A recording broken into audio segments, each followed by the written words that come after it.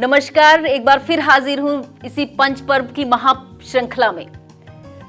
माना जाता है कि कृष्ण ने अपनी छोटी उंगली पर गोवर्धन पर्वत उठाकर इंद्रदेव के क्रोध से मथुरा वासियों को बचाया और यहीं से गोवर्धन पूजा का प्रारंभ हुआ।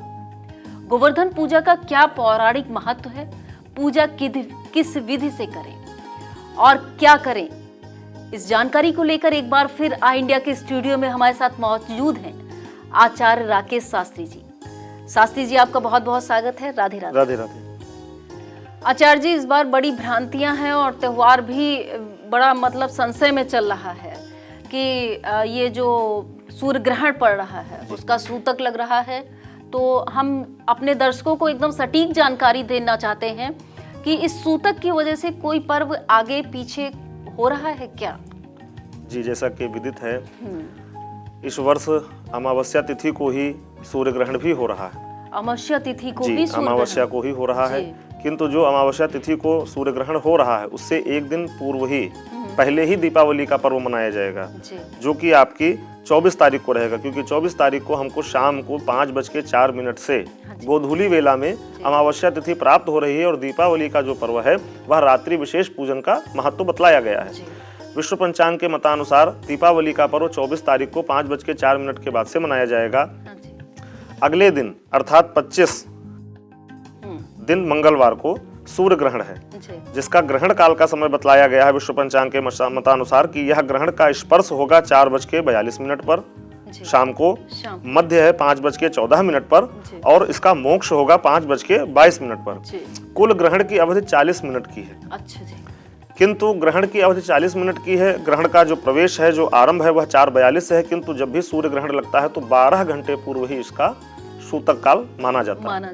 12 घंटे सूतक काल माने जाने से तात्पर्य हो जाएगा कि प्रातः 4 बजे से ही, मतलब सुबह से ही प्रारंभ जी, हो गया प्रातः है। से ही ग्रहण का सूतक काल आरंभ हो जाएगा। मध्याह्न में ग्रहण होगा और इस सूर्य ग्रहण को खंडक ग्रास्त सूर्य ग्रहण कहा जाएगा, क्योंकि यह अस्त होते हुए सूर्य पर ग्रहण है। अस्त होते हुए सूर्य पर ग्रहण है, जो कि मध्याह्न के बाद सायं में है। अस्त होते सूर्य पर ग्रहण है और ग्रहण के मोक्ष के उपरांत अर्थात शाम को 5:22 के बाद गोधूली बेला लग जाएगी। अन्नकूट का जो पर्व है वह प्रातः का है। इस मतानुसार से अन्नकूट जो परेवा का पर्व है वह आपके 26 दिन बुधवार को मनाया जाएगा। जी, बड़ी सुंदर जानकारी दी कि बहुत कम समय के लिए है, क्योंकि 12 घंटे पहले ही सूतक माना जाता है।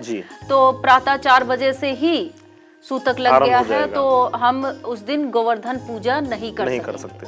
तो बड़ी सुंदर जानकारी दी आपने। गोवर्धन पूजा की शुरुआत कैसे हुई आचार्य जी? जैसा कि सर्वविदित है, हाँ जी, समस्त ब्रजवासियों की रक्षा हेतु भगवान कृष्ण ने अपनी अनामिका उंगली पर गोवर्धन पर्वत को उठाया। भगवान की कृपा हुई, सबकी रक्षा हुई, अतिवृष्टि से सबकी रक्षा हुई। उसी स्थान से गोवर्धन पूजन का महत्व आरंभ है। कैसे करें पूजन, विशेष प्रश्न बनता है आपका।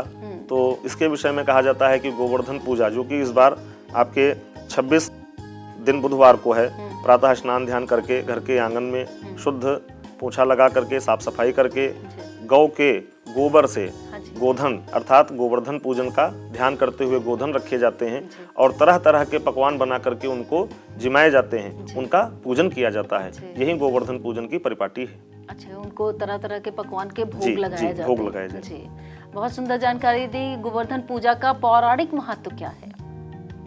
जी, गोवर्धन पूजन के विषय में बतलाया गया है कि जिस प्रकार से भगवान कृष्ण ने समस्त ब्रजवासियों की रक्षा की थी, इस वर्ष दीपावली से लेकर के अगले वर्ष दीपावली तक समस्त लोगों की समस्त प्रकार से रक्षा हो, धन धान्य की वृद्धि हो, भगवान की कृपा बनी रहे, इसी पौराणिक महत्व के अनुसार गोवर्धन का पूजन करना चाहिए। बड़ी सटीक और सुंदर जानकारी दी आचार्य जी ने। इस बार गोवर्धन पूजा का शुभ मुहूर्त क्या रहेगा आचार्य? इस बार गोवर्धन पूजा का जो मुहूर्त है वह प्रातः में है। ध्यान दें, 3:36 के पहले, मध्याह्न में 3:36 के पहले आप गोवर्धन का पूजन किसी भी प्रकार से संभव हो कर लें। 3:36 के पहले गोवर्धन पूजा की जो है जो पूरा पूजन का क्रम है वह अपना संपन्न करें। गोवर्धन रखे जाएं, उनको जिमाया जाए, भोग लगाया जाए, उसके बाद स्वयं भी प्रसाद ग्रहण करें। 3:36 तक गोवर्धन पूजन का शुभ मुहूर्त है। जी, बड़ी सुंदर जानकारी दी आचार्य जी। आप ये बताइए, महिलाएं किस विधि से पूजन करें जो हमारे देवता हैं प्रसन्न रहें? सरल है। प्रसन्न देवताओं की प्रसन्नता के लिए, भगवान कृष्ण की प्रसन्नता के लिए, धन धान्य की परिपूर्णता के लिए, परिवार की रक्षा के लिए गाय के गोबर को मंगाया जाए। प्रायः सरलता से सभी जगह उपलब्ध है। गौ माता का ध्यान करते हुए गाय के गोबर को घर में लाएं, आंगन में साफ सफाई करके पोछा लगा करके चौक बनाई जाए गोवर्धन की, और उसी में गोधन भगवान का स्थापन किया जाए। नाना प्रकार के व्यंजनों को बनाया जाए, उनको भोग लगाया जाए, उनको जिमाया जाए और अपनी धन धान्य की पूर्णता के लिए उनसे प्रार्थना की जाए। यही गोवर्धन का विशेष महत्व है।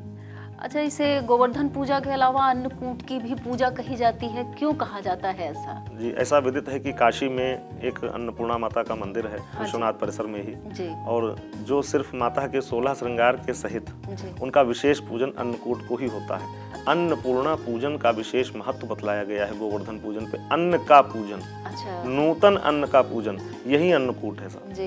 भगवान अच्छा, इसीलिए आपने बताया कि तमाम तरीके के भोजन, नए नए पकवान बनाए जाते हैं और भगवान को जिमाए जाए। जी, बड़ी सुंदर जानकारी दी आचार्य जी ने हमें। राधे आचार्य जी, हम यहीं पे आपसे विराम चाहेंगे। राधे राधे। राधे राधे।